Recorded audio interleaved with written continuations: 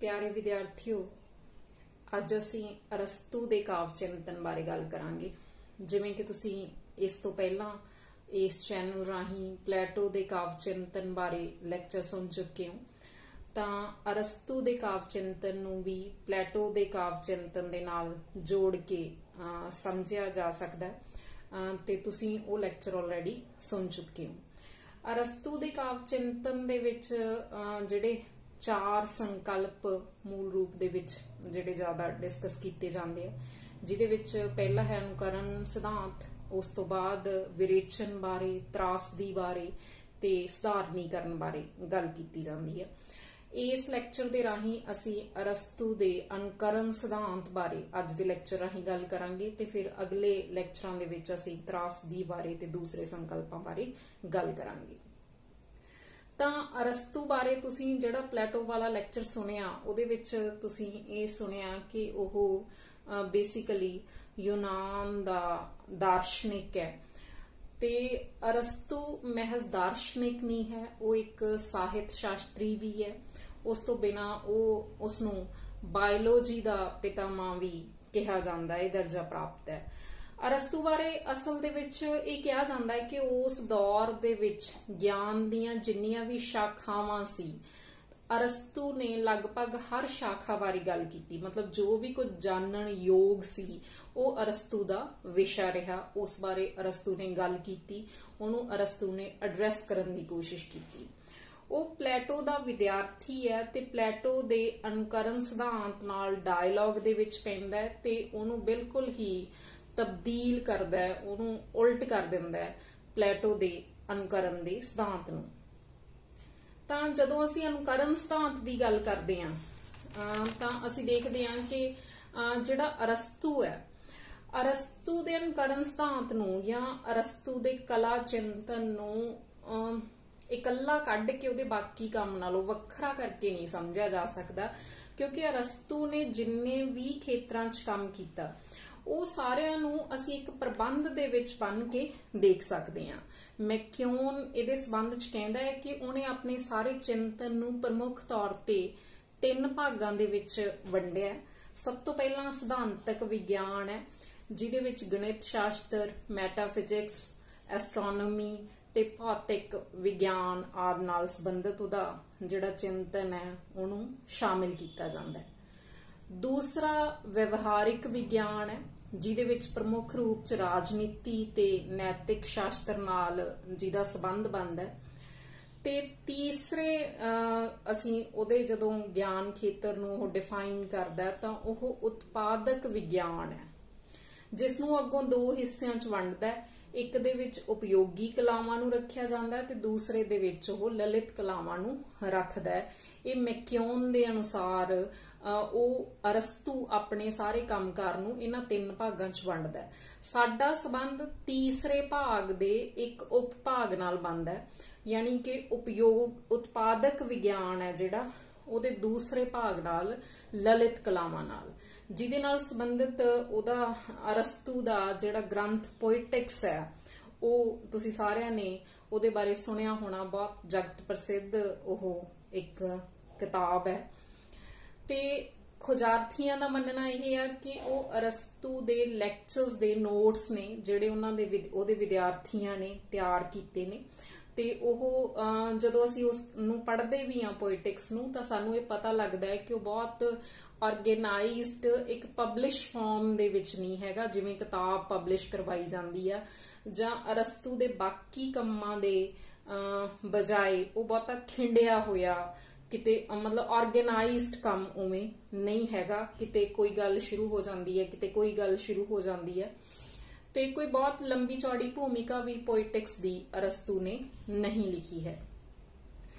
तां अरस्तू ये कहता है कि क्योंकि प्लेटो तो ही अनुकरण दा सिद्धांत चल रहा सी, इस करके अनुकरण शब्द जिहड़ा असल दे विच यूनानी दे विच जे असीं गल करिए तां ग्रीक भाषा दे विच इहदे लई ममीसस शब्द दा इस्तेमाल कीता जांदा है।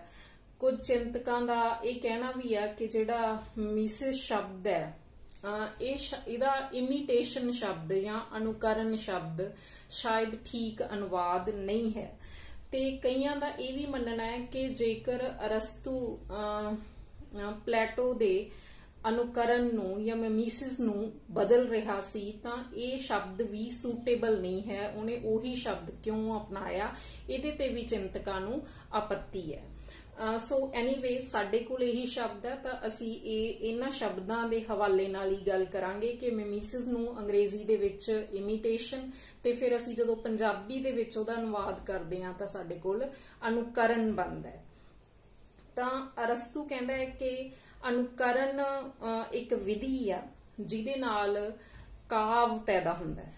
ਤਾਂ ਇੱਥੇ ਇੱਕ ਗੱਲ ਹੋਰ ਕਲੀਅਰ ਕਰਨੀ ਬਣਦੀ ਆ ਕਿ ਪੋਇਟਰੀ ਸ਼ਬਦ ਜਾਂ ਕਾਵ ਸ਼ਬਦ ਦਾ ਜਿਹੜਾ ਅਸੀਂ ਇਸਤੇਮਾਲ ਕਰ ਰਹੇ ਹਾਂ ਇਹਦਾ ਸੰਬੰਧ ਸਿਰਫ ਕਵਿਤਾ ਨਾਲ ਨਹੀਂ ਹੈ।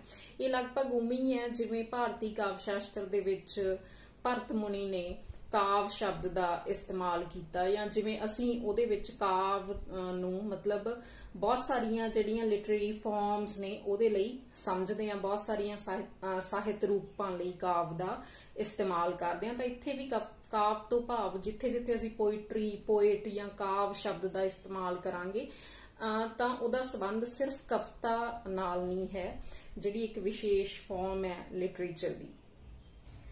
ਤਾਂ ਜਿਹੜਾ ਅਨੁਕਰਨ ਦਾ ਸਿਧਾਂਤ ਹੈ ਇਹ ਬਹੁਤ ਪੁਰਾਣਾ ਹੈ। ਮਤਲਬ ਇਹ ਅਰਸਤੂ ਨੇ ਪਹਿਲੀ ਵਾਰ ਮਿਮੀਸਿਸ ਸ਼ਬਦ ਦਾ ਇਸਤੇਮਾਲ ਨਹੀਂ ਕੀਤਾ, ਪਹਿਲਾਂ ਪਲੈਟੋ ਨੇ ਕੀਤਾ ਤੇ ਉਸ ਤੋਂ ਪਹਿਲਾਂ ਵੀ ਇਹ ਸ਼ਬਦ ਇਸਤੇਮਾਲ ਹੁੰਦਾ ਸੀ। ਜਦੋਂ ਅਸੀਂ ਅਨੁਕਰਨ ਸਿਧਾਂਤ ਦੀ ਗੱਲ ਕਰਦੇ ਹਾਂ ਤਾਂ ਇਹਦੇ ਵਿੱਚ ਦੋ ਵਸਤਾਂ ਦਾ ਹੋਣਾ ਜ਼ਰੂਰੀ ਹੈ, ਇੱਕ ਅਸਲ ਹੈ ਤੇ ਦੂਸਰੀ ਵਸਤ ਉਹਦੀ ਨਕਲ ਹੈ ਨਾ।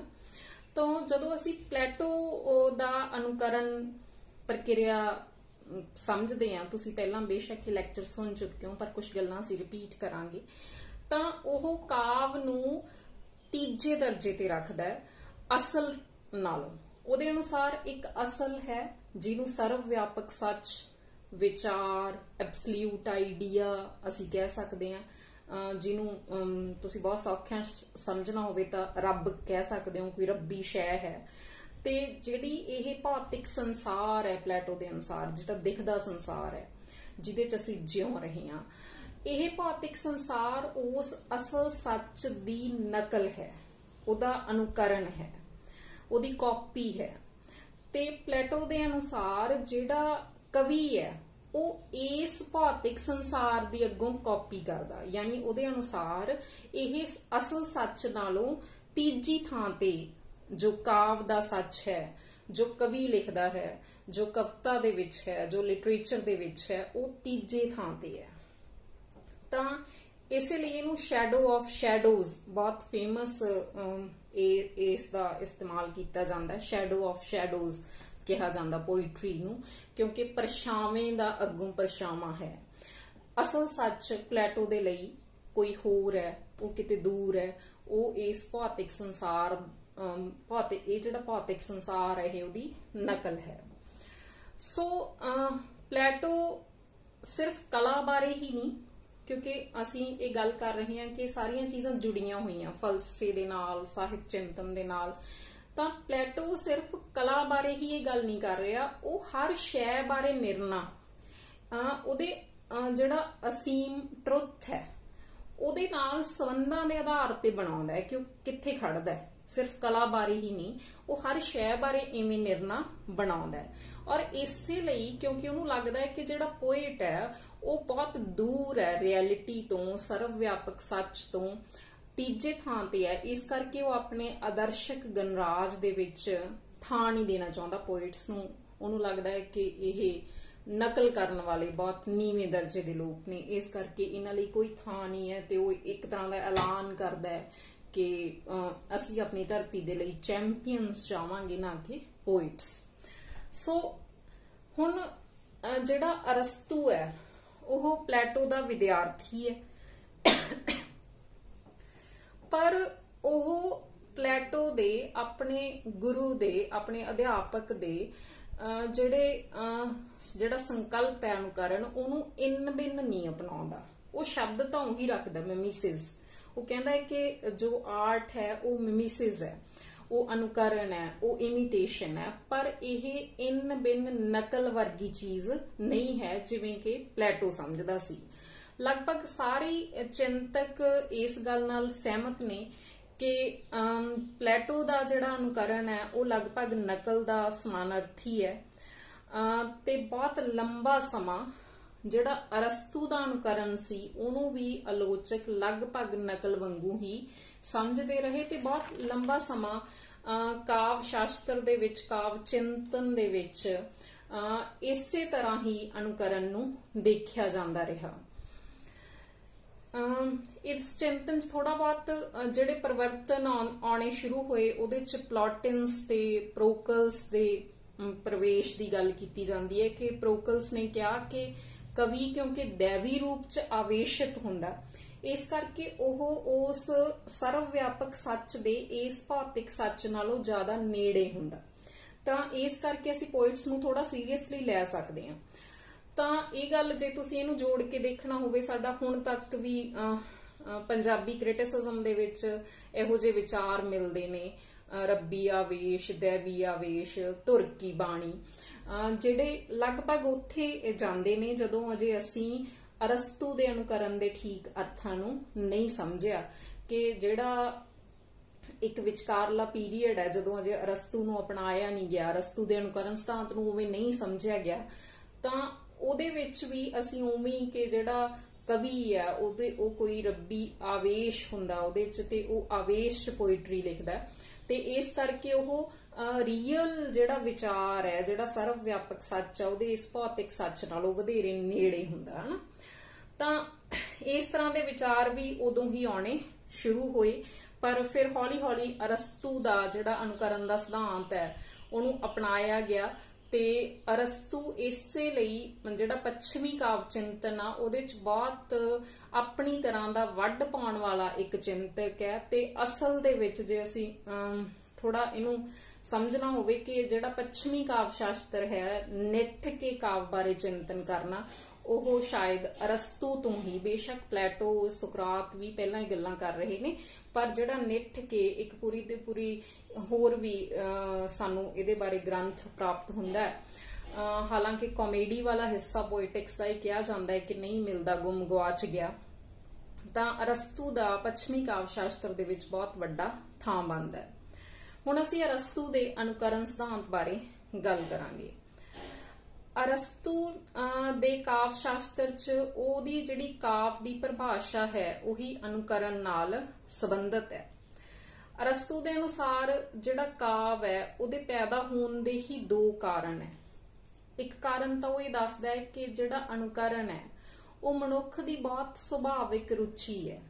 ਮਨੁੱਖ ਬਚਪਨ ਤੋਂ ਹੀ ਅਨੁਕਰਨ ਰਾਹੀਂ ਸਿੱਖਦਾ ਤੇ ਇਸ ਸਿੱਖਣ ਚੋਂ ਉਹ ਆਨੰਦ ਵੀ ਲੈਂਦਾ। ਤਾਂ ਇਹ ਰੁਚੀ ਉਹ ਕਹਿੰਦਾ ਵੀ ਜਿਹੜਾ ਇਹ ਆਨੰਦ ਹੈ, ਜਿਹੜਾ ਅਨੁਕਰਨ ਰਾਹੀਂ ਸਿੱਖਣ ਚੋਂ ਆਨੰਦ ਆਉਂਦਾ ਹੈ, ਉਹ ਸਿਰਫ ਫਿਲਾਸਫਰਸ ਲਈ ਨਹੀਂ ਹੈ, ਬਲਕਿ ਹਰ ਸਧਾਰਨ ਮਨੁੱਖ ਵੀ ਅਨੁਕਰਨ ਰਾਹੀਂ ਸਿੱਖਦਾ ਹੈ ਤੇ ਸਿੱਖਣ ਚੋਂ ਆਨੰਦ ਪ੍ਰਾਪਤ ਕਰਦਾ ਹੈ। ਇਹ ਮਨੁੱਖ ਦੀ ਸੁਭਾਵਿਕ ਰੁਚੀ ਆ, ਤੇ ਇਸੇ ਰੁਚੀ ਕਰਕੇ ਜਿਹੜਾ ਮਨੁੱਖ ਹੈ ਉਹ ਬਾਕੀ ਐਨੀਮਲਸ ਨਾਲੋਂ ਬਹੁਤ ਵੱਖਰਾ ਹੈ। ਮਨੁੱਖ ਦੂਜੀ ਗੱਲ ਉਹ ਇਹ ਕਹਿੰਦਾ ਕਾਵ ਦੇ ਹੋਂਦ ਚ ਆਉਣ ਲਈ ਕਿ ਮਨੁੱਖ ਸੁਭਾਵਿਕ ਤੌਰ ਤੇ, ਕੁਦਰਤੀ ਤੌਰ ਤੇ ਹੀ ਹਾਰਮਨੀ ਤੇ ਲੈ ਨੂੰ ਪਸੰਦ ਕਰਦਾ ਹੈ। ਰਿਦਮ ਤੇ ਹਾਰਮਨੀ ਯਾਨੀ ਲੈ ਤੇ ਇੱਕ ਸੁਰਤਾ ਮਨੁੱਖ ਨੂੰ ਬਾਈ ਇਨਸਟਿੰਕਟ ਹੀ ਚੰਗੀ ਲੱਗਦੀ ਹੈ, ਤੇ ਮਨੁੱਖ ਉਹਨੂੰ ਪੈਦਾ ਕਰਦਾ, ਉਹਨੂੰ ਪਸੰਦ ਕਰਦਾ, ਤੇ ਉਹਦੇ ਵਿੱਚੋਂ ਹੀ ਫਿਰ ਕੁਝ ਲੋਕ ਜਿਹੜੇ ਵੱਖਰੀ ਤਰ੍ਹਾਂ ਦੀ ਜਿਹੜੇ ਇਹਨੂੰ ਵਧਾਉਂਦੇ ਨੇ, ਇਹਦੇ ਤੇ ਕੰਮ ਕਰਦੇ ਨੇ, ਉਹ ਇਹਨਾਂ ਰੁਚੀਆਂ ਦੇ ਰਾਹੀਂ ਹੀ, ਇਹਨਾਂ ਨੈਚੁਰਲ ਇਨਸਟਿੰਕਟਸ ਦੇ ਰਾਹੀਂ ਹੀ ਕਾਵ ਦੀ ਸਿਰਜਣਾ ਕਰਦੇ ਨੇ। ਇਸ ਤਰ੍ਹਾਂ ਅਰਸਤੂ ਦਾ ਜਿਹੜਾ ਅਨੁਕਰਨ ਹੈ ਉਹ ਪਲੇਟੋ ਦੇ ਅਨੁਕਰਨ ਵਾਂਗ ਨਕਲ ਵਰਗਾ ਨਿੰਦਾ ਸੂਚਕ ਸ਼ਬਦ ਨਹੀਂ ਹੈ। ਮਤਲਬ ਜਿਵੇਂ ਅਸੀਂ ਪਲੇਟੋ ਦੇ ਅਨੁਕਰਨ ਨੂੰ ਇੱਕ ਤਰ੍ਹਾਂ ਦਾ ਨਕਲ, ਜਾਂ ਉਹ ਕਵੀਆਂ ਨੂੰ ਕਹਿੰਦਾ ਵੀ ਇਹ ਨਕਲਚੀ ਨੇ, ਨਕਲੀਏ ਨੇ, ਤਾਂ ਉਹ ਇਸ ਤਰ੍ਹਾਂ ਦਾ ਨਿੰਦਾ ਜਨਕ ਜਿਹੜਾ ਸ਼ਬਦ ਨਹੀਂ ਹੈ। ਲਗਭਗ ਸਾਰੇ ਵਿਦਵਾਨ ਇਸ ਗੱਲ ਨਾਲ ਸਹਿਮਤ ਨੇ ਕਿ ਉਹ ਸਿਰਜਣਾ, ਪੁਨਰ ਸਿਰਜਣਾ ਜਾਂ ਕਲਾਤਮਕ ਸਿਰਜਣਾ ਵਰਗੀ ਕੋਈ ਚੀਜ਼ ਹੈ ਜਿਹਨੂੰ ਅਰਸਤੂ ਇਮੀਟੇਸ਼ਨ ਕਹਿੰਦਾ ਹੈ। ਤਾਂ ਅਸੀਂ ਅਰਸਤੂ ਦੇ ਅਨੁਕਰਨ ਨੂੰ ਬਿਲਕੁਲ ਪਲੇਟੋ ਦੇ ਅਨੁਕਰਨ ਵਾਂਗ ਨਹੀਂ ਸਮਝ ਸਕਦੇ। ਅਰਸਤੂ ਦੇ ਅਨੁਸਾਰ ਸਾਰੀਆਂ ਜਿਹੜੀਆਂ ਲਲਿਤ ਕਲਾਵਾਂ ਨੇ ਉਹਨਾਂ ਦਾ ਇੱਕ ਸਾਂਝਾ ਲੱਛਣ ਹੈ ਕਿ ਉਹ ਅਨੁਕਰਨ ਰਾਹੀਂ ਪੈਦਾ ਹੁੰਦੀਆਂ ਨੇ। ਯਾਨੀ ਉਹਦੇ ਅਨੁਸਾਰ ਜਿਹੜਾ ਅਨੁਕਰਨ ਹੈ ਉਹ ਸਾਰੀਆਂ ਕਲਾਵਾਂ ਦਾ ਇੱਕ ਸਾਂਝਾ ਲੱਛਣ ਹੈ, ਪਰ ਨਾਲ ਹੀ ਉਹ ਇੱਕ ਭੇਦਕ ਵੀ ਹੈ। ਭੇਦਕ ਕਿਵੇਂ ਆ ਕਿ ਉਹਦੇ ਅਨੁਸਾਰ ਹੀ ਕਲਾਵਾਂ ਦੇ ਜਿਹੜੇ ਵੱਖ-ਵੱਖ ਰੂਪ ਵੀ ਹੁੰਦੇ ਨੇ। ਸਾਂਝਾ ਲੱਛਣ ਇਹ ਆ ਕਿ ਸਾਰੀਆਂ ਲਲਿਤ ਕਲਾਵਾਂ ਅਨੁਕਰਨ ਰਾਹੀਂ ਪੈਦਾ ਹੁੰਦੀਆਂ ਨੇ, ਪਰ ਅਨੁਕਰਨ ਦੇ ਵਿੱਚ ਕੁਝ ਭੇਦ ਹੁੰਦੇ ਨੇ। ਉਹ ਭੇਦ ਕਿਸ ਤਰ੍ਹਾਂ ਦੇ ਹੁੰਦੇ ਨੇ, ਕਿਹੜੀਆਂ ਚੀਜ਼ਾਂ 'ਚ ਹੁੰਦੇ ਨੇ, ਉਹ ਅੱਗੋਂ ਇਹਨੂੰ ਕੁਝ ਹਿੱਸਿਆਂ 'ਚ ਵੰਡਦਾ। ਸਭ ਤੋਂ ਪਹਿਲਾਂ ਅਸੀਂ ਅਰਸਤੂ ਦੇ ਸ਼ਬਦਾਂ ਦੇ ਵਿੱਚ ਜਦੋਂ ਇਹ ਗੱਲ ਕਰਦਾ ਹੈ ਕਿ ਸਾਰੀਆਂ ਲਲਿਤ ਕਲਾਵਾਂ ਅਨੁਕਰਨ 'ਚੋਂ ਪੈਦਾ ਹੁੰਦੀਆਂ ਨੇ, ਤੇ ਇਹ ਭੇਦ ਵੀ ਕਿਵੇਂ ਬਣਦਾ ਅਨੁਕਰਨ, ਤੇ ਸਾਂਝ ਵੀ ਕਿਵੇਂ ਅਨੁਕਰਨ, ਇਹਦੇ ਬਾਰੇ ਅਸੀਂ ਅਰਸਤੂ ਦੇ ਸ਼ਬਦਾਂ 'ਚ ਸਮਝਦੇ ਹਾਂ। ਉਹ ਕਹਿੰਦਾ ਕਿ ਮਹਾਕਾਵ, ਤਰਾਸਦੀ, ਕੌਮਦੀ, ਰੌਦਰ ਸਤੋਤਰ ਤੇ ਬੰਸੀ ਵੀਣਾ ਸੰਗੀਤ ਦੇ ਬਹੁਤ ਸਾਰੇ ਭੇਦ ਕੁੱਲ ਮਿਲਾ ਕੇ ਅਨੁਕਰਨ ਦੀਆਂ ਹੀ ਵਿਧੀਆਂ ਹਨ। ਯਾਨੀ ਇਹ ਸਾਰੀਆਂ ਅਨੁਕਰਨ ਦੀਆਂ ਵਿਧੀਆਂ ਨੇ। ਫਿਰ ਵੀ ਤਿੰਨ ਗੱਲਾਂ ਵਿੱਚ ਉਹ ਇੱਕ ਦੂਜੇ ਤੋਂ ਵੱਖ ਹਨ। ਅਨੁਕਰਨ ਦਾ ਮਾਧਿਅਮ, ਅਨੁਕਰਨ ਦਾ ਵਿਸ਼ਾ ਤੇ ਵਿਧੀ ਹਰ ਇੱਕ ਦੀ ਆਪੋ ਆਪਣੀ ਹੈ। ਯਾਨੀ ਤਿੰਨ ਚੀਜ਼ਾਂ ਕਰਕੇ ਉਹ ਡਿਫਰੈਂਟ ਨੇ ਕਿ ਅਨੁਕਰਨ ਦਾ ਵਿਸ਼ਾ ਕੀ ਹੈ, ਅਨੁਕਰਨ ਦਾ ਮਾਧਿਅਮ ਕੀ ਹੈ ਤੇ ਅਨੁਕਰਨ ਦੀ ਵਿਧੀ ਕੀ ਹੈ। ਹੁਣ ਨੈਚੁਰਲੀ ਤੁਹਾਡੇ ਮਨ 'ਚ ਸਵਾਲ ਪੈਦਾ ਹੁੰਦਾ ਹੋਣਾ ਕਿ ਅਨੁਕਰਨ ਦੇ ਮਾਧਿਅਮ ਤੋਂ ਕੀ ਭਾਵ ਹੈ, ਅਨੁਕਰਨ ਦੇ ਵਿਸ਼ੇ ਤੋਂ ਕੀ ਭਾਵ ਹੈ, ਤੇ ਅਨੁਕਰਨ ਦੀ ਵਿਧੀ ਨੂੰ ਅਸੀਂ ਕਿਵੇਂ ਸਮਝਾਂਗੇ। ਤਾਂ ਅਸੀਂ ਇੱਕ ਇੱਕ ਕਰਕੇ ਇਹਨਾਂ ਤਿੰਨਾਂ ਬਾਰੇ ਗੱਲ ਕਰਦੇ ਹਾਂ। ਇਸ ਤਰ੍ਹਾਂ ਅਸੀਂ ਦੇਖਦੇ ਹਾਂ ਵੀ ਅਰਸਤੂ ਸਾਰੀਆਂ ਕਲਾਵਾਂ ਦਾ ਸਾਂਝਾ ਲੱਛਣ ਅਨੁਕਰਨ ਨੂੰ ਮੰਨਦਾ ਹੈ ਤੇ ਇਹ ਤਿੰਨ ਭੇਦ ਕਰਦਾ। ਅਨੁਕਰਨ ਦੇ ਮਾਧਿਅਮ ਦੀ ਸਭ ਤੋਂ ਪਹਿਲਾਂ ਅਸੀਂ ਗੱਲ ਕਰਦੇ ਹਾਂ ਅਰਸਤੂ ਦੇ ਸ਼ਬਦਾਂ 'ਚ, ਜਿਵੇਂ ਉਹ ਸਮਝਦਾ ਹੈ। ਅਨੁਕਰਨ ਦੇ ਮਾਧਿਅਮ ਬਾਰੇ ਗੱਲ ਕਰੀਏ ਤਾਂ ਕਾਵ ਜੀਵਨ ਦਾ ਅਨੁਕਰਨ ਲੈ, ਭਾਸ਼ਾ ਅਤੇ ਹਾਰਮਨੀ ਰਾਹੀਂ ਕਰਦਾ ਹੈ। ਮਤਲਬ ਅਰਸਤੂ ਦੇ ਅਨੁਸਾਰ ਜਿਹੜੀ ਕਵਿਤਾ ਹੈ, ਜਿਹੜਾ ਲਿਟਰੇਚਰ ਹੈ, ਉਹ ਭਾਸ਼ਾ ਰਾਹੀਂ, ਲੈ ਰਾਹੀਂ, ਇਕਸੁਰਤਾ ਰਾਹੀਂ, ਹਾਰਮਨੀ ਰਾਹੀਂ ਇਹਦਾ ਨਿਰਮਾਣ ਕਰਦਾ। ਇਹ ਸਾਰਾ ਕੁਝ ਉਹਦੇ ਮਾਧਿਅਮ ਨੇ ਅਨੁਕਰਨ ਦੇ। ਮਿਊਜ਼ਿਕ ਤੇ ਡਾਂਸ ਇਸ ਦੇ ਬਿਹਤਰੀਨ ਤਰੀਕੇ ਨੇ। ਮਤਲਬ ਮਿਊਜ਼ਿਕ ਦੇ ਵਿੱਚ ਤੇ ਡਾਂਸ ਦੇ ਵਿੱਚ ਅਸੀਂ ਇਸ ਅਨੁਕਰਨ ਦੇ ਬਿਹਤਰੀਨ ਤਜਰਬੇ ਦੇਖ ਸਕਦੇ ਹਾਂ। ਪਰੰਤੂ ਜਿਹੜੀ ਛੰਦਬੱਧ ਕਵਿਤਾ ਹੈ ਉਹਦੇ ਵਿੱਚ ਵੀ ਭਾਸ਼ਾ ਰਾਹੀਂ ਅਨੁਕਰਨ ਕੀਤਾ ਜਾਂਦਾ ਹੈ। ਭਾਸ਼ਾ ਉਹਦੇ ਵਿੱਚ ਮਾਧਿਅਮ ਬਣਦੀ ਹੈ। ਕਿਤੇ ਤੁਹਾਡੇ ਜੈਸਚਰ ਮਾਧਿਅਮ ਬਣਦੇ ਨੇ, ਡਾਂਸ ਦੇ ਵਿੱਚ ਰਿਦਮ ਮਾਧਿਅਮ ਬਣਦਾ, ਤਾਲ ਮਾਧਿਅਮ ਬਣਦੀ ਹੈ, ਲੈ ਮਾਧਿਅਮ ਬਣਦਾ। ਇਸੇ ਤਰ੍ਹਾਂ ਜਿਹੜੀ ਛੰਦਬੱਧ ਕਵਿਤਾ ਹੈ ਉਹਦੇ ਚ ਭਾਸ਼ਾ ਮਾਧਿਅਮ ਬਣਦੀ ਆ। ਤੋਂ ਇਸ ਤਰੀਕੇ ਨਾਲ ਜਿਹੜੇ ਮਾਧਿਅਮ ਨੇ ਅਨੁਕਰਨ ਦੇ ਵੱਖ-ਵੱਖ ਹੁੰਦੇ ਨੇ ਤੇ ਇਹਨਾਂ ਮਾਧਿਅਮਾਂ ਦੀ ਵੱਖਰਤਾ ਨਾਲ ਹੀ ਲਲਿਤ ਕਲਾਵਾਂ ਦੀਆਂ ਜਿਹੜੀਆਂ ਵੱਖਰੀਆਂ ਕਿਸਮਾਂ ਨੇ ਉਹ ਹੋਂਦ 'ਚ ਆਉਂਦੀਆਂ ਨੇ। ਅੱਗੇ ਅਨੁਕਰਨ ਦੇ ਵਿਸ਼ੇ ਬਾਰੇ ਉਹ ਗੱਲ ਕਰਦਾ ਹੈ ਕਿ ਆਬਜੈਕਟ ਕੀ ਹੈ ਅਨੁਕਰਨ ਦਾ, ਕਿਹੜੀ ਚੀਜ਼ ਦਾ ਜਿਹੜਾ ਆਰਟਿਸਟ ਹੈ ਉਹਨੇ ਕਿਹੜੀ ਚੀਜ਼ ਦਾ ਅਨੁਕਰਨ ਕਰਨਾ ਹੁੰਦਾ। ਤਾਂ ਅਨੁਕਰਨ ਦੇ ਵਿਸ਼ੇ ਦੇ ਸੰਬੰਧ ਬਾਰੇ ਇਹ ਮਨੁੱਖੀ ਕਾਰਜ ਦਾ, ਮਨੁੱਖ ਜੋ ਕੰਮ ਕਰਦਾ, ਜੋ ਵੀ ਮਨੁੱਖ ਮੈਨ ਇਨ ਐਕਸ਼ਨ, ਕਿ ਮਨੁੱਖ ਜੋ ਵੀ ਕੰਮ ਕਰਦਾ ਹੈ ਮਨੁੱਖੀ ਕਾਰਜਾਂ ਦਾ ਇਹ ਅਨੁਕਰਨ ਇਹਦੇ ਵਿੱਚ ਕੀਤਾ ਜਾਂਦਾ ਹੈ। ਇਹ ਵਿਸ਼ਾ ਹੈ ਅਨੁਕਰਨ ਦਾ। ਹੁਣ ਵਿਸ਼ੇ ਦੇ ਜਦੋਂ ਅਸੀਂ ਦੇਖਦੇ ਹਾਂ ਕਿ ਕਿਸ ਕਿਸਮ ਦਾ ਮੈਨ ਕਿਸ ਕਿਸਮ ਦਾ ਤੇ ਉਹਦੇ ਐਕਸ਼ਨਸ ਦਾ ਕਿਸ ਕਿਸਮ ਦਾ ਅਨੁਕਰਨ ਹੈ, ਤਾਂ ਫਿਰ ਅਰਸਤੂ ਇਹਦੇ ਬਾਰੇ ਕਹਿੰਦਾ ਹੈ ਵੀ ਜਿਹੜਾ ਕਵੀ ਹੈ ਉਹਦੇ ਕੋਲ ਤਿੰਨ ਤਰ੍ਹਾਂ ਦੀ ਪੋਸੀਬਿਲਿਟੀ ਹੈ। ਇੱਕ ਤਾਂ ਇਹ ਕਿ ਉਹ ਮਨੁੱਖਾਂ ਨੂੰ ਜਿਵੇਂ ਉਹ ਹਨ, ਜਿਹੋ ਜਿਹੀਆਂ ਉਹ ਐਕਟੀਵਿਟੀਜ਼ ਕਰ ਰਹੇ ਨੇ, ਜਿਹੋ ਜਿਹੇ ਵੀ ਕਾਰਜ ਚੋਂ ਪਏ ਹੋਏ ਨੇ ਉਹਨਾਂ ਨੂੰ ਉਵੇਂ ਹੀ ਪੇਸ਼ ਕਰੇ ਜਿਵੇਂ ਦੇ ਉਹ ਹਨ। ਇੱਕ ਤਾਂ ਅਨੁਕਰਨ ਦਾ ਤਰੀਕਾ ਇਹ ਹੋ ਸਕਦਾ ਹੈ ਜਦੋਂ ਤੁਸੀਂ ਆਬਜੈਕਟ ਬਣਾਉਣਾ ਹੈ ਅਨੁਕਰਨ ਨੂੰ। ਦੂਸਰਾ ਹੈ ਕਿ ਉਹ ਜਿਵੇਂ ਦੇ ਮਨੁੱਖ ਹਨ ਉਸ ਤੋਂ ਬਿਹਤਰ ਮਨੁੱਖ ਸਿਰਜੇ, ਇਹ ਦੂਸਰਾ ਤਰੀਕਾ ਹੈ। ਤੀਸਰਾ ਤਰੀਕਾ ਉਹ ਕਹਿੰਦਾ ਹੈ ਕਿ ਜਿਵੇਂ ਦਾ ਮਨੁੱਖ ਹੈ ਉਸ ਤੋਂ ਬੁਰੇ ਮਨੁੱਖਾਂ ਦੀ ਜਿਹੜੀ ਸਿਰਜਣਾ ਕੀਤੀ ਜਾਵੇ ਜਿਹੜੇ ਮੋਰਲ ਲੈਵਲ ਤੇ ਉਸ ਤੋਂ ਨੀਵੇਂ ਪੱਧਰ ਦੇ ਹੋਣਗੇ ਜਿਵੇਂ ਦੇ ਮਨੁੱਖ ਹਨ। ਯਾਨੀ 3 ਤਰ੍ਹਾਂ ਦੀ ਪੋਸੀਬਿਲਿਟੀ ਹੈ ਅਨੁਕਰਨ ਦੇ ਆਬਜੈਕਟ ਦੇ ਸੰਬੰਧ ਚ ਕਿ ਤੁਸੀਂ ਕਿਹੜੀ ਚੀਜ਼ ਨੂੰ ਆਪਣੇ ਅਨੁਕਰਨ ਦਾ ਕਵੀ ਨੇ ਆਬਜੈਕਟ ਬਣਾਉਣਾ। ਇੱਕ ਤਾਂ ਮਨੁੱਖ ਜਿਵੇਂ ਦੇ ਹਨ, ਦੂਸਰਾ ਉਹ ਜਿਵੇਂ ਦੇ ਹਨ ਉਸ ਤੋਂ ਬਿਹਤਰ, ਤੀਸਰਾ ਉਹ ਜਿਵੇਂ ਦੇ ਹਨ ਉਸ ਤੋਂ ਬਦਤਰ, ਉਸ ਤੋਂ ਮਾੜੇ। ਤਾਂ ਅਰਸਤੂ ਕਹਿੰਦਾ ਵੀ ਇਸ ਸੰਬੰਧ ਦੇ ਵਿੱਚ ਹਰ ਇੱਕ ਦਾ ਆਪੋ ਆਪਣਾ ਝੁਕਾਅ ਹੁੰਦਾ। ਮਸਲਨ ਕੋਈ ਬਿਹਤਰ ਮਨੁੱਖਾਂ ਦੀ ਬਿਹਤਰ ਕਰੈਕਟਰਸ ਦੀ ਸਿਰਜਣਾ ਕਰ ਸਕਦਾ ਹੈ, ਕੋਈ ਲੋਅਰ ਕਰੈਕਟਰਸ ਵੱਲ ਟੈਂਡੈਂਸੀ ਹੋ ਸਕਦੀ ਹੈ, ਕਿਸੇ ਦੀ ਬਿਲਕੁਲ ਜਿਵੇਂ ਦੇ ਪਾਤਰ ਹਨ, ਜਿਵੇਂ ਦੇ ਸੰਸਾਰ 'ਚ ਮਨੁੱਖ ਨੇ ਉਵੇਂ ਦੇ ਮਨੁੱਖਾਂ ਦੀ ਕੋਈ ਇਮੀਟੇਸ਼ਨ ਕਰ ਸਕਦਾ ਹੈ। ਅਰਸਤੂ ਦੇ ਅਨੁਸਾਰ ਜਦੋਂ ਫਿਰ ਇਹ ਜਿਹੜਾ ਇਹਦੇ ਚੋਂ ਕਵਿਤਾ ਇਵੋਲਵ ਹੁੰਦੀ ਆ ਜਾਂ ਅੱਗੇ ਉਹ ਤਰਾਸਦੀ ਬਾਰੇ ਗੱਲ ਕਰਦਾ ਜਾਂ ਕਾਮੇਡੀ ਬਾਰੇ ਗੱਲ ਕਰਦਾ, ਤਾਂ ਇਹ 2 ਦਿਸ਼ਾਵਾਂ ਦੇ ਵਿੱਚ ਇਹ ਜਿਹੜੇ ਭੇਦ ਨੇ ਇਵੋਲਵ ਹੁੰਦੇ ਨੇ। ਇੱਕ ਤਾਂ ਉਹ ਕਹਿੰਦਾ ਵੀ ਜਿਹੜੇ ਬਿਹਤਰ ਮਨੁੱਖਾਂ ਦੀ ਸਿਰਜਣਾ ਹੈ, ਜਿਵੇਂ ਦੇ ਮਨੁੱਖ ਨੇ ਉਸ ਤੋਂ ਬਿਹਤਰ ਹਾਇਰ ਮੋਰੈਲਿਟੀ ਦੇ, ਹਾਇਰ ਮੋਰਲਸ ਵਾਲੇ ਜਿਹੜੇ ਮਨੁੱਖ ਨੇ ਉਹਨਾਂ ਦੀ ਸਿਰਜਣਾ ਜਦੋਂ ਕੀਤੀ ਜਾਂਦੀ ਹੈ ਤਾਂ ਫਿਰ ਉਹਦੇ ਤੋਂ ਟ੍ਰੈਜੇਡੀ ਦੀ ਸਿਰਜਣਾ ਹੁੰਦੀ ਹੈ। ਤੇ ਜਿਹੜਾ ਲੋਅਰ ਜਿਹੜੇ ਸਟਾਇਰ ਜਾਂ ਹਾਸੋਹੀਣੇ ਪਾਤਰ ਸਿਰਜੇ ਜਾਂਦੇ ਨੇ ਉਹਦੇ ਰਾਹੀਂ ਫਿਰ ਕਾਮੇਡੀ ਦੀ ਸਿਰਜਣਾ ਹੁੰਦੀ ਹੈ। ਅੱਗੋਂ ਕਹਿੰਦਾ ਵੀ ਜਿਹੜਾ ਅਨੁਕਰਨ ਹੈ ਉਹ ਇੱਕ ਤਾਂ ਜਿਵੇਂ ਦੀਆਂ ਵਸਤੂਆਂ ਹਨ, ਜਿਹੜਾ ਵਸਤੂਆਂ ਦਾ ਠੋਸ ਰੂਪ ਹੈ, ਵਸਤੂਆਂ ਦਾ ਭੌਤਿਕ ਰੂਪ ਹੈ, ਉਸ ਤਰ੍ਹਾਂ ਦੀਆਂ ਉਹ ਪੇਸ਼ ਕੀਤੀਆਂ ਜਾ ਸਕਦੀਆਂ ਨੇ। ਦੂਸਰਾ ਹੈ ਕਿ ਉਹ ਜਿਵੇਂ ਦੀਆਂ ਪਰਸੀਵ ਕੀਤੀਆਂ ਜਾਂਦੀਆਂ ਨੇ, ਜਿਵੇਂ ਦੀਆਂ ਮੰਨੀਆਂ ਜਾਂਦੀਆਂ ਨੇ। ਇੱਕ ਤਾਂ ਉਹ ਜੋ ਹਨ, ਪਰ ਜਦੋਂ ਅਸੀਂ ਉਹਨਾਂ ਨੂੰ ਪਰਸੀਵ ਕਰਦੇ ਹਾਂ ਜੋ ਹਨ ਉਵੇਂ ਪਰਸੀਵ ਨਹੀਂ ਕਰਦੇ, ਉਹਦੇ 'ਚ ਸਾਡੀ ਪਰਸੈਪਸ਼ਨ, ਅਸੀਂ ਚੀਜ਼ਾਂ ਨੂੰ ਕਿਵੇਂ ਦੇਖ ਰਹੇ ਹਾਂ ਉਹ ਸ਼ਾਮਿਲ ਹੁੰਦਾ।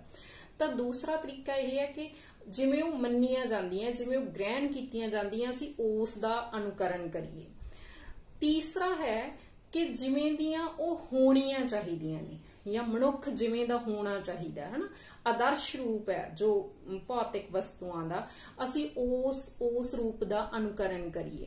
ਹੁਣ ਇਸ ਗੱਲ ਨੂੰ ਸਮਝਣ ਲਈ ਸਾਨੂੰ ਅਰਸਤੂ ਦੀ ਫਿਲਾਸਫੀ ਨੂੰ ਸਮਝਣਾ ਪੈਣਾ ਨਾ। ਇੱਥੇ ਉਹ ਪਲੈਟੋ ਨਾਲੋਂ ਡਿਫਰ ਵੀ ਕਰਦਾ ਹੈ ਕਿ ਉਹਦੇ ਅਨੁਸਾਰ ਕਿ ਅਸੀਂ ਚੀਜ਼ਾਂ ਨੂੰ ਜਿਹੜਾ ਗ੍ਰਹਿਣ ਕਰਦੇ ਹਾਂ, ਜਿਹੜਾ ਪਰਸੀਵ ਕਰਦੇ ਹਾਂ, ਜਿਹੜਾ ਵਿਚਾਰ ਹੈ, ਉਹ ਭੌਤਿਕ ਸੰਸਾਰ ਤੋਂ ਟੁੱਟੀ ਹੋਈ ਕੋਈ ਚੀਜ਼ ਨਹੀਂ ਹੈ। ਜਿੱਥੇ ਪਲੈਟੋ ਵਿਚਾਰ ਨੂੰ ਤੇ ਭੌਤਿਕ ਸੰਸਾਰ ਦੇ ਦਵੈਤ ਨੂੰ ਸਵੀਕਾਰ ਕਰਦਾ ਹੈ, ਉੱਥੇ ਅਰਸਤੂ ਇਹਨਾਂ ਦੇ ਦਵੈਤ ਨੂੰ ਸਵੀਕਾਰ ਨਹੀਂ ਕਰਦਾ।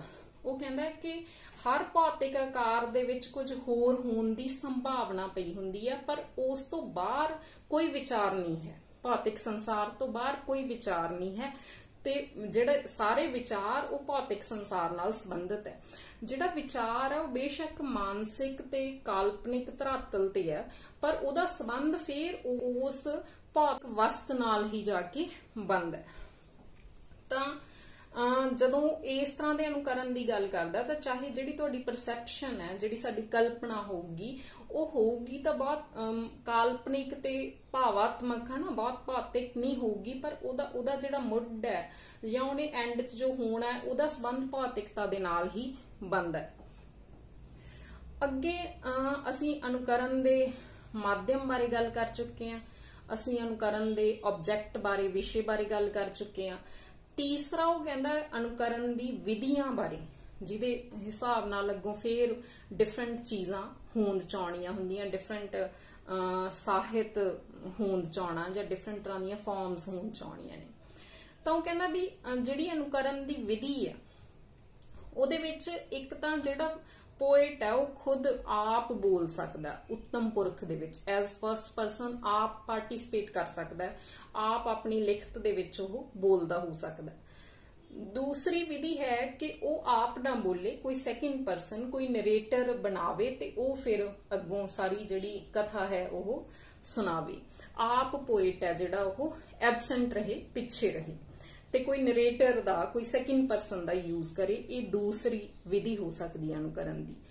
ਤੀਸਰੀ ਵਿਧੀ ਦੇ ਵਿੱਚ ਉਹ ਕਹਿੰਦਾ ਵੀ ਨਾ ਹੀ ਪੋਇਟ ਆਪ ਬੋਲੇ, ਨਾ ਹੀ ਉਹ ਕਿਸੇ ਨਰੇਟਰ, ਕਿਸੇ ਸੈਕਿੰਡ ਪਰਸਨ ਦਾ ਇਸਤੇਮਾਲ ਕਰੇ, ਸਗੋਂ ਥਰਡ ਪਰਸਨ ਵਾਂਗੂ ਉਹਦੇ ਪਾਤਰ ਬੋਲਦੇ ਹੋਣ। ਇਹ ਤੀਸਰੀ ਵਿਧੀ ਹੈ ਅਨੁਕਰਨ ਦੀ ਕਿ ਉਹ ਆਪਣੇ ਪਾਤਰਾਂ ਦੇ ਰਾਹੀਂ ਆਪਣਾ ਜਿਹੜਾ ਸਾਰਾ ਬਿਰਤਾਂਤ ਹੈ ਉਹਨੂੰ ਅੱਗੇ ਚਲਾਵੇ। ਤਾਂ ਇਹ 3 ਵਿਧੀਆਂ ਨੇ ਜਿਹੜੀਆਂ ਉਹ ਹੋ ਸਕਦੀਆਂ ਨੇ ਅਨੁਕਰਨ ਦੀਆਂ, ਤੇ ਇਹਨਾਂ ਤਿੰਨਾਂ ਚੀਜ਼ਾਂ ਦੇ ਵੱਖਰਤਾ ਦੇ ਨਾਲ, ਯਾਨੀ ਅਨੁਕਰਨ ਦਾ ਮਾਧਿਅਮ, ਅਨੁਕਰਨ ਦਾ ਵਿਸ਼ਾ ਤੇ ਅਨੁਕਰਨ ਦੀ ਵਿਧੀ, ਇਹਨਾਂ ਵੱਖਰਤਾਵਾਂ ਦੇ ਨਾਲ ਹੀ ਡਿਫਰੈਂਟ ਤਰ੍ਹਾਂ ਦਾ ਜਿਹੜਾ ਲਿਟਰੇਚਰ ਹੈ, ਡਿਫਰੈਂਟ ਤਰ੍ਹਾਂ ਦੀਆਂ ਜਿਹੜੀਆਂ ਕਲਾਵਾਂ ਨੇ ਉਹ ਪੈਦਾ ਹੁੰਦੀਆਂ ਨੇ।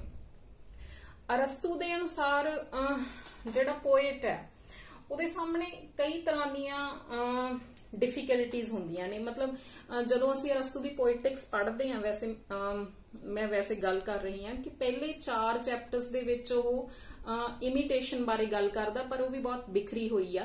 ਪਰ ਕੁਝ ਚੀਜ਼ਾਂ ਸਾਨੂੰ ਪਿਛਲੇ ਚੈਪਟਰਸ ਦੇ ਵਿੱਚੋਂ ਫੇਰ, ਜਿੱਥੇ ਉਹ ਤਰਾਸਦੀ ਨੂੰ ਡਿਸਕਸ ਕਰ ਰਿਹਾ ਹੈ, ਜਿੱਥੇ ਉਹ ਐਪਿਕ ਤੇ ਤਰਾਸਦੀ ਦੇ ਭੇਦਾਂ ਨੂੰ ਡਿਸਕਸ ਕਰਦਾ, ਉੱਥੋਂ ਜਾ ਕੇ ਫੇਰ ਮਿਲਦੀਆਂ ਨੇ। ਤਾਂ ਉਹ ਕਹਿੰਦਾ ਵੀ ਜਿਹੜਾ ਕਵੀ ਆ ਉਹਦੇ ਸਾਹਮਣੇ ਕਈ ਕ੍ਰਿਟੀਕਲ ਡਿਫਿਕਲਟੀਜ਼ ਹੁੰਦੀਆਂ ਨੇ, ਬਹੁਤ ਸਮੱਸਿਆਜਨਕ ਹਾਲਤਾਂ ਹੁੰਦੀਆਂ ਨੇ। ਤਾਂ ਉਹਦੇ ਵਿੱਚ ਅਨੁਕਰਨ ਕਿਵੇਂ ਕਰ ਰਿਹਾ, ਉਹ ਅਨੁਕਰਨ ਨੇ ਹੀ ਬੇਸਿਕਲੀ, ਉਹਦੇ ਅਨੁਕਰਨ ਦੇ ਤਰੀਕਿਆਂ ਨੇ, ਮਾਧਿਅਮਾਂ ਨੇ ਉਹਨੂੰ ਉਹਦਾ ਸਹਾਰਾ ਬਣਨਾ ਹੁੰਦਾ, ਜੇ ਉਹਨੂੰ ਇਸ ਗੱਲ ਦੀ ਸਮਝ ਹੈ ਤਾਂ। ਉਹ ਕਹਿੰਦਾ ਵੀ ਉਹਨਾਂ ਮੁਸ਼ਕਲਾਂ ਦੇ ਹੱਲ ਲਈ ਇੱਕ ਤਾਂ ਉਹਨੂੰ ਇਹ ਗੱਲ ਦਾ ਪਤਾ ਹੋਣਾ ਚਾਹੀਦਾ ਕਿ ਉਹ ਚੀਜ਼ਾਂ ਦਾ ਠੋਸ ਰੂਪਾਂ ਦਾ ਅਨੁਕਰਨ ਕਰ ਸਕਦਾ, ਚੀਜ਼ਾਂ ਦੇ ਸੰਭਾਵਿਤ ਰੂਪਾਂ ਦਾ ਜਾਂ ਚੀਜ਼ਾਂ ਦੇ ਆਦਰਸ਼ ਰੂਪਾਂ ਦਾ ਅਨੁਕਰਨ ਕਰ ਸਕਦਾ ਹੈ। ਇਹ ਉਹਨੂੰ ਧਿਆਨ 'ਚ ਰੱਖਣਾ ਚਾਹੀਦਾ। ਦੂਸਰਾ ਹੈ ਕਿ ਕਵੀ ਨੂੰ ਕਾਰਜਾਂ ਤੇ ਭਾਸ਼ਾ ਰਾਹੀਂ ਅਨੁਕਰਨ ਕਰਨਾ ਚਾਹੀਦਾ ਹੈ। ਭਾਸ਼ਾ ਦੇ ਸੰਬੰਧ 'ਚ ਵੀ ਜਦੋਂ ਉਹ ਅਨੁਕਰਨ ਦੀ ਗੱਲ ਕਰਦਾ, ਅਸੀਂ ਅੱਗੋਂ ਟ੍ਰੈਜੇਡੀ ਵਾਲੇ ਹਿੱਸੇ 'ਚ ਪੜਾਂਗੇ ਕਿ ਉਹ ਭਾਸ਼ਾ ਬਾਰੇ ਬਹੁਤ ਕਹਿੰਦਾ ਕਿ ਭਾਸ਼ਾ ਹੈ ਜਿਹੜੀ ਬਹੁਤ ਕਰੰਟ ਹੋਣੀ ਚਾਹੀਦੀ ਹੈ। ਇਸ ਤਰ੍ਹਾਂ ਦੀ ਭਾਸ਼ਾ ਦਾ ਕਵੀ ਨੂੰ, ਲੇਖਕ ਨੂੰ ਇਸਤੇਮਾਲ ਨਹੀਂ ਕਰਨਾ ਚਾਹੀਦਾ ਜਿਹਨੂੰ ਕਿ ਆਡੀਅנס ਸਮਝ ਹੀ ਨਾ ਸਕਦੀ ਹੋਵੇ, ਜਿਹਦੇ ਨਾਲ ਉਹ ਰਿਲੇਟ ਨਾ ਕਰ ਸਕਦੀ ਹੋਵੇ। ਇਸੇ ਤਰ੍ਹਾਂ ਮੈਟਾਫਰ ਵੀ ਇਹੋ ਜਿਹੇ ਹੋਣੇ ਚਾਹੀਦੇ ਆ ਜਿਹੜੇ ਬਹੁਤ ਛੇਤੀ ਸਮਝ ਆ ਜਾਣ, ਖੋਲੇ ਜਾ ਸਕਦੇ ਹੋਣ, ਫੇਰ ਹੀ ਖਾਸ ਤੌਰ ਤੇ ਟ੍ਰੈਜੇਡੀ ਦਾ ਜਿਹੜਾ ਦਰਸ਼ਕ ਹੈ ਉਹ ਫੇਰ ਹੀ ਉਹਨੂੰ ਇੰਜੋਏ ਕਰ ਸਕੂਗਾ। ਇਸ ਕਰਕੇ ਉਹ ਕਰੰਟ ਭਾਸ਼ਾ, ਤੇ ਕਰੰਟ ਦਾ ਮਤਲਬ ਉਹ ਇੱਥੇ ਕੰਟੈਂਪਰੇਰੀ, ਸਮਕਾਲੀ ਭਾਸ਼ਾ ਜਿਹੜੀ ਚੱਲ ਰਹੀ ਹੈ, ਜਿਹੜੀ ਸਧਾਰਨ ਵਰਤੋਂ 'ਚ ਹੈ, ਉਹਦੇ ਬਾਰੇ ਗੱਲ ਕਰਦਾ ਹੈ ਕਿ ਉਹਦੇ ਆਮ ਲੋਕਾਂ ਦੇ ਕਾਰਜਾਂ ਦਾ ਤੇ ਉਹਨਾਂ ਦੀ ਭਾਸ਼ਾ ਦੇ ਰਾਹੀਂ ਉਹਨੂੰ ਅਨੁਕਰਨ ਕਰਨਾ ਚਾਹੀਦਾ। ਭਾਸ਼ਾ ਸਮਕਾਲੀ ਹੋਣੀ ਚਾਹੀਦੀ ਆ, ਮੈਟਾਫਰਸ ਦੇ ਰੂਪ 'ਚ ਹੋਣੀ ਚਾਹੀਦੀ ਆ। ਹਾਂ, ਕਦੇ-ਕਦੇ ਕੋਈ ਰੇਅਰ ਸ਼ਬਦਾਵਲੀ, ਕੋਈ ਔਖਾ ਸ਼ਬਦ ਕਿਤੇ-ਕਿਤੇ ਇਸਤੇਮਾਲ ਕੀਤਾ ਜਾ ਸਕਦਾ, ਪਰ ਜਿੱਥੋਂ ਤੱਕ ਹੋ ਸਕੇ ਕਵੀ ਨੂੰ, ਲੇਖਕ ਨੂੰ ਇਸ ਤੋਂ ਬਚਣਾ ਚਾਹੀਦਾ ਹੈ। ਕਵੀ ਗਲਤ ਅਨੁਕਰਨ ਕਰਦਾ ਹੈ ਤਾਂ ਦੋਸ਼ ਪੈਦਾ ਹੁੰਦੇ ਨੇ। ਹੁਣ ਉਹ ਕਹਿੰਦਾ ਵੀ ਕਵੀ ਨੂੰ ਇਸ ਗੱਲ ਦਾ ਖਿਆਲ ਰੱਖਣਾ ਚਾਹੀਦਾ ਕਿ ਉਹ ਕੋਈ ਗਲਤ ਅਨੁਕਰਨ ਨਾ ਕਰੇ। ਅੱਗੋਂ ਉਹ ਕਹਿੰਦਾ ਵੀ ਗਲਤ ਅਨੁਕਰਨ ਵੀ 2 ਤਰ੍ਹਾਂ ਦਾ ਹੋ ਸਕਦਾ। ਇੱਕ ਤਾਂ ਇਹ ਹੈ ਕਿ ਤੁਸੀਂ ਕੋਈ ਤੱਥਾਤਮਕ ਗਲਤੀ ਕਰਦੇ ਹੋ, ਮਸਲਨ ਤੁਸੀਂ ਕੋਈ ਐਵੇਂ ਦਾ ਜਾਨਵਰ ਪੇਸ਼ ਕਰਦੇ ਹੋ ਜਿਹਦੇ ਮਤਲਬ ਖੰਭ ਨਹੀਂ ਹੁੰਦੇ ਤੇ ਤੁਸੀਂ ਉਹਦੇ ਖੰਭ ਲਾ ਦਿੰਦੇ ਹੋ ਨਾ, ਇਹ ਤੱਥਾਂ ਸੰਬੰਧੀ ਕੋਈ ਗਲਤੀ ਇਸ ਤਰ੍ਹਾਂ ਦੀ ਹੋ ਸਕਦੀ ਹੈ। ਉਹ ਕਹਿੰਦਾ ਇਸ ਤੋਂ ਵੀ ਵੱਡੀ ਗਲਤੀ ਉਹ ਹੁੰਦੀ ਹੈ ਜੇਕਰ ਤੁਸੀਂ ਕਲਾਤਮਕ ਅਨੁਕਰਨ ਨਹੀਂ ਕਰ ਰਹੇ। ਕਲਾਤਮਕ ਅਨੁਕਰਨ ਤੋਂ ਉਹਦਾ ਭਾਵ ਫੇਰ ਮਾਨਸਿਕ ਤੇ ਭਾਵਾਤਮਕ ਪ੍ਰਕਿਰਿਆ ਨਾਲ ਬਣਦਾ, ਜਿਹੜਾ ਕਿ ਅਨੁਕਰਨ ਦੀ ਐਕਸਟੈਂਸ਼ਨ ਵੀ ਹੈ ਇੱਕ ਤਰ੍ਹਾਂ ਨਾਲ। ਤਾਂ ਉਹ ਕਹਿੰਦਾ ਵੀ ਇਹ ਸਾਰੀਆਂ ਚੀਜ਼ਾਂ ਦਾ ਅਨੁਕਰਨ ਕਰਦਿਆਂ ਖਿਆਲ ਰੱਖਣਾ ਚਾਹੀਦਾ ਹੈ।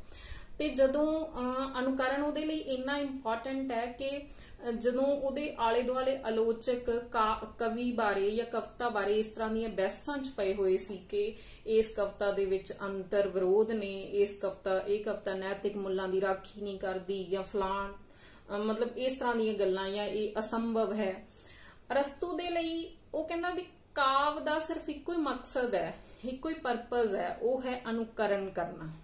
ਤੇ ਉਹ ਵੀ ਮੈਨ ਇਨ ਐਕਸ਼ਨ, ਜਿਹੜਾ ਕਾਰਜ ਕਰ ਰਿਹਾ ਮਨੁੱਖ ਹੈ, ਉਹਦਾ ਅਨੁਕਰਨ ਕਰਨਾ, ਇਹੀ ਰਿਐਲਿਟੀ ਹੈ।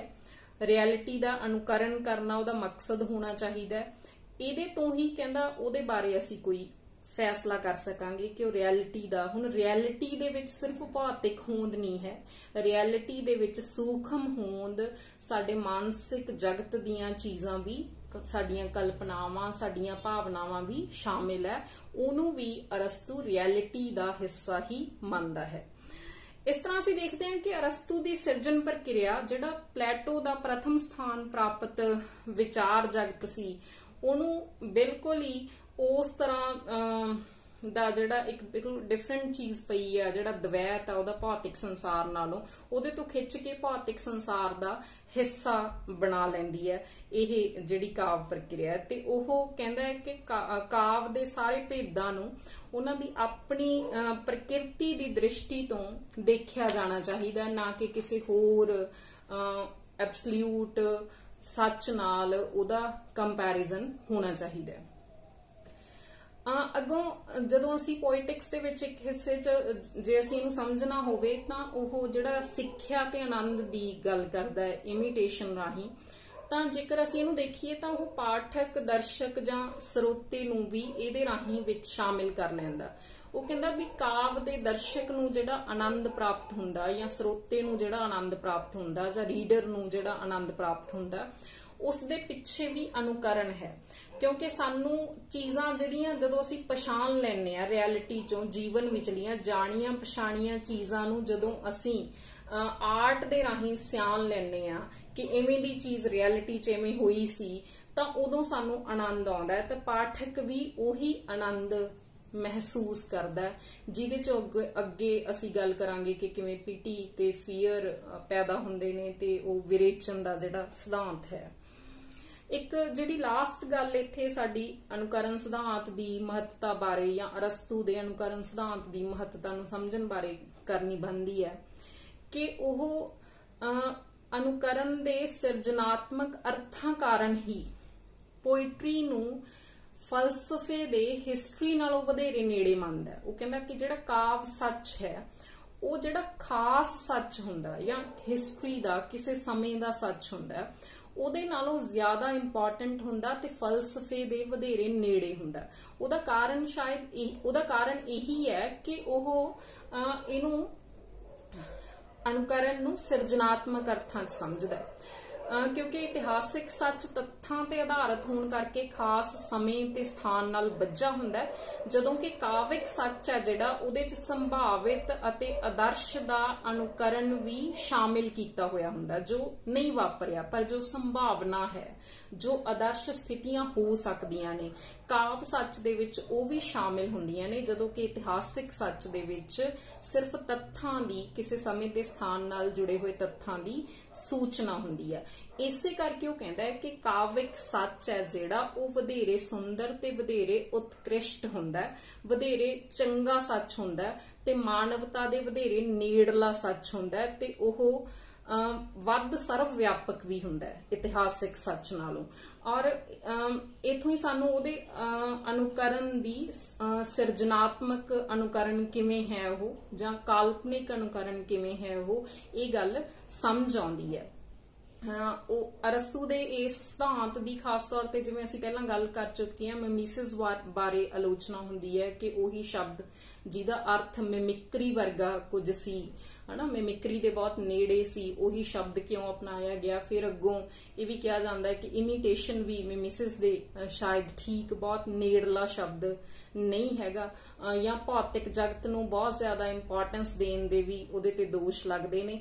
ਪਰ ਕੁੱਲ ਮਿਲਾ ਕੇ ਅਸੀਂ ਕਹਿ ਸਕਦੇ ਹਾਂ ਕਿ ਅਰਸਤੂ ਪੱਛਮੀ ਕਾਵ ਸ਼ਾਸਤਰ ਦੇ ਵਿੱਚ ਬਹੁਤ ਇੰਪੋਰਟੈਂਟ ਨਾਮ ਹੈ। ਅਰਸਤੂ ਦੇ ਚਿੰਤਨ ਨੇ ਪੱਛਮੀ ਕਾਵ ਸ਼ਾਸਤਰ ਦਾ ਅਗਲਾ ਰਾਹ ਜਿਹੜਾ ਉਹ ਖੋਲਿਆ ਤੇ ਪਲੈਟੋ ਦੇ ਕਲਾ ਚਿੰਤਨ ਨੂੰ ਉਲਟਾਇਆ।